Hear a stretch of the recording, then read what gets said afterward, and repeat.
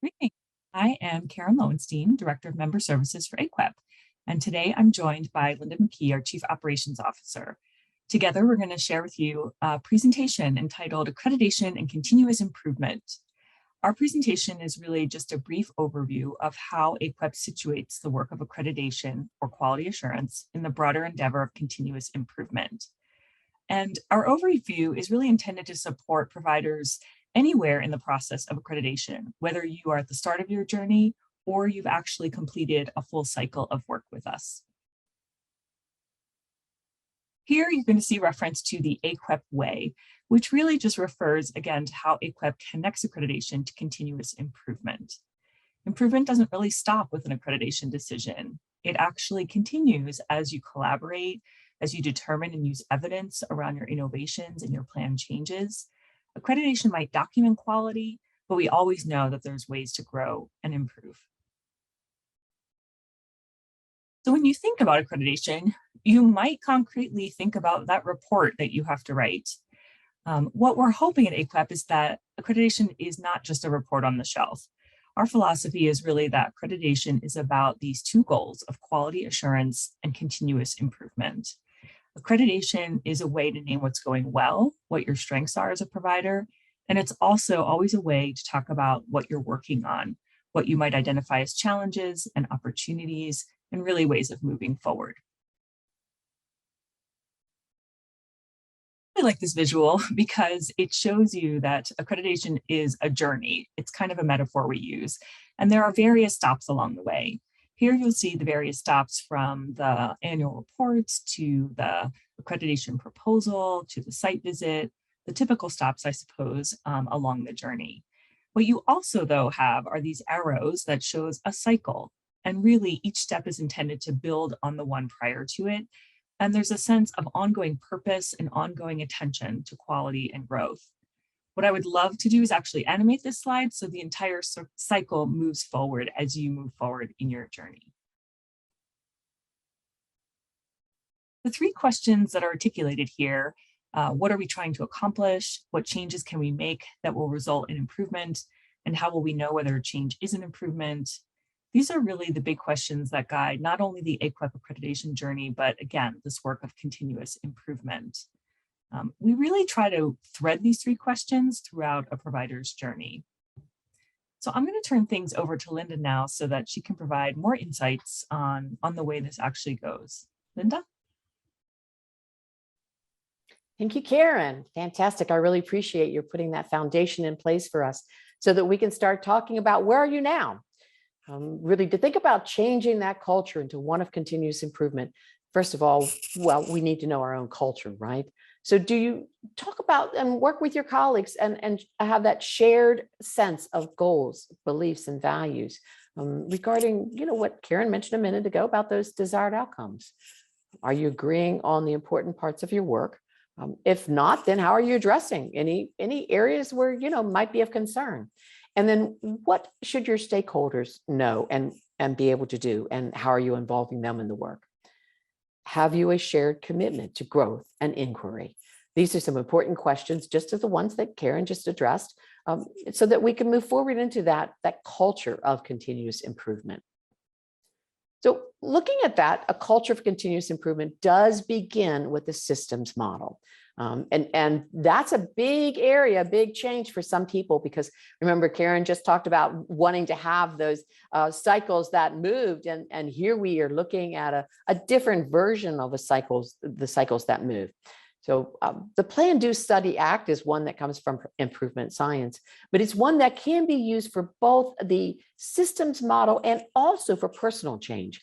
Because one of the things that we know about a systems model is that we have to address both the systems change itself and the personal change. How is this affecting people? What does it mean for the people when they're involved in this change? And what does it mean for them to have a different culture, or to want a different culture, or even to transition a little bit within the culture? So when we're talking with AAQEP, we're looking at planning that continuous improvement cycle. It's extremely important through the whole AAQEP process. And what we've really done is we thought about 2 reports that I'm going to address for just a moment here.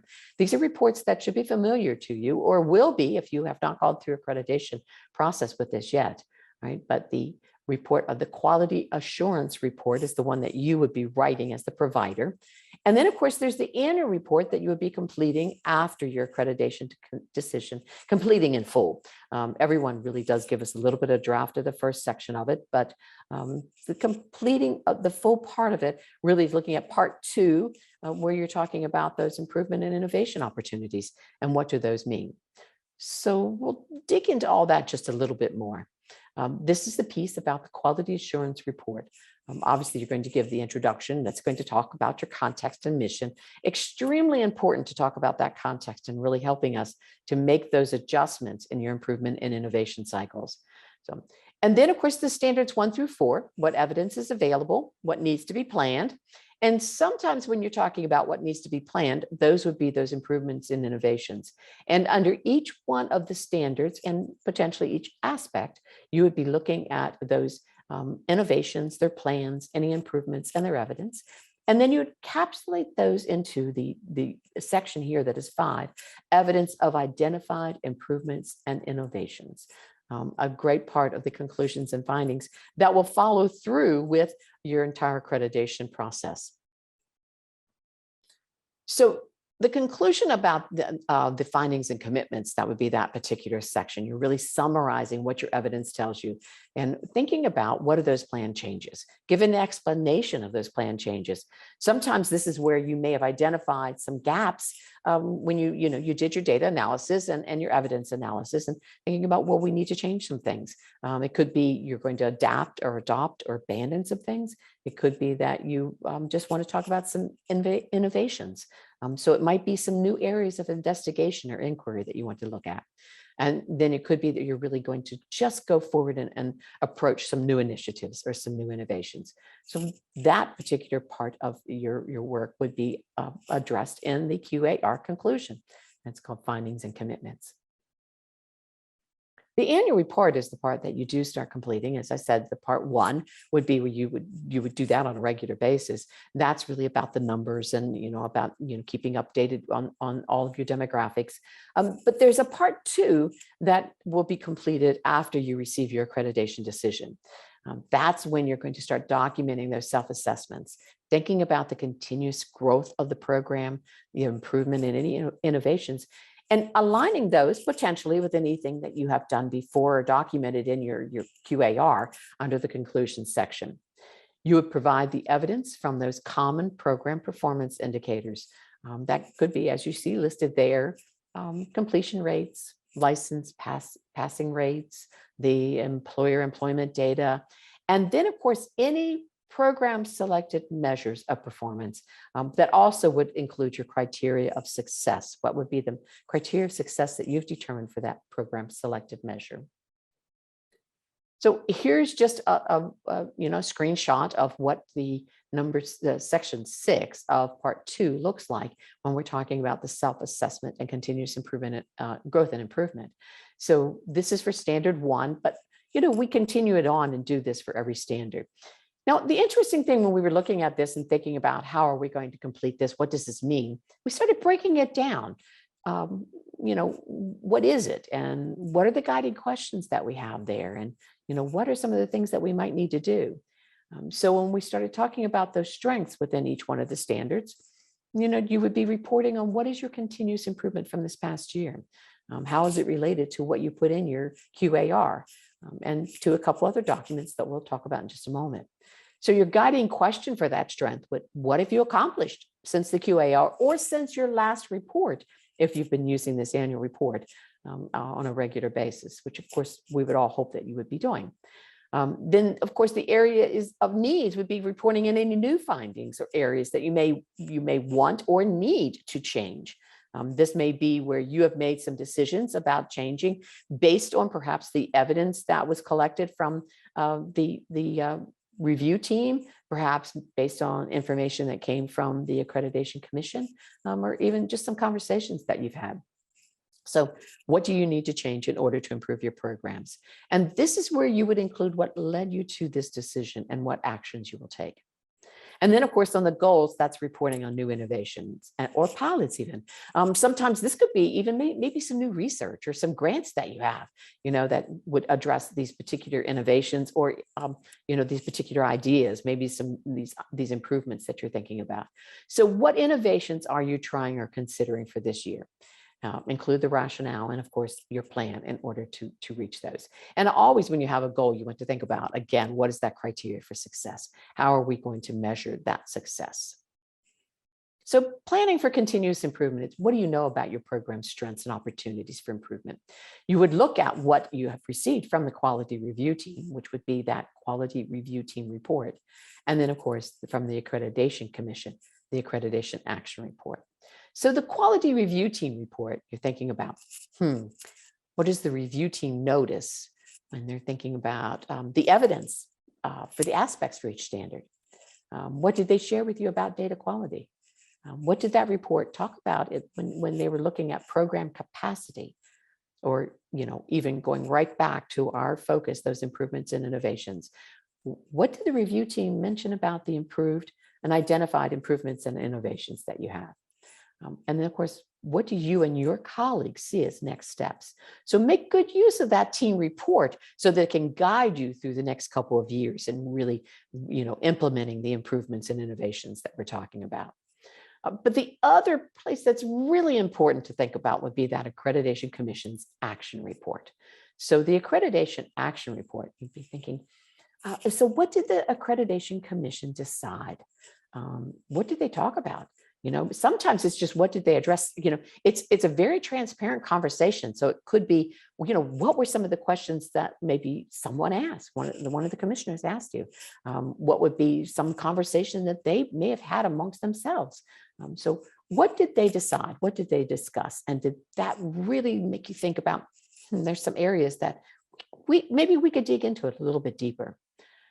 In what ways did your program meet the standards? Are there any commendations, comments, concerns, or conditions noted?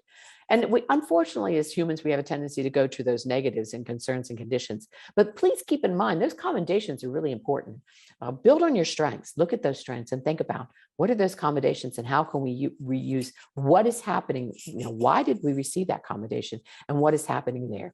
And then also with the comments, what were they thinking about? What were they talking about? What did the commissioners see? That really gave them some ideas about, how to address and share a comment with you.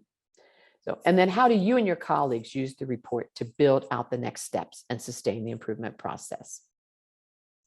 So looking at that, thinking about this, again, what are those measures that you have in place to continue your evidence collection? And what might you begin to collect? And how have you defined the criteria for success for each measure? How will you know their impact? So when you're thinking about sustaining improvement, think about measures. Also think about the data quality. What are the data quality processes that you have or need in order to monitor, check, to improve the quality of your data? Sometimes we've just gotten started with that when we went through the accreditation process. And so we have that action plan in place of how are we going to continue that process? Where are we when we prioritize the instruments that we needed to really review? So, and then of course, there's always the action plan. There's a phrase that I've heard many times that a goal is just a wish without a plan. All right. So what we're asking is that, think about the action plan and the timeline. Who needs to be at the table for this action plan? Who needs to help to implement the action plan? So it's, you don't want to, build a plan without that implementation piece to it. So sustaining improvement is extremely important when we look at that process also. Thinking about what do you anticipate in terms of, maybe expanding those external partnerships, thinking about your partner needs and how are you collecting the information for those partner needs and sharing what you've done in order to make those revisions, those improvements and innovations. What do you think will happen with regulatory changes?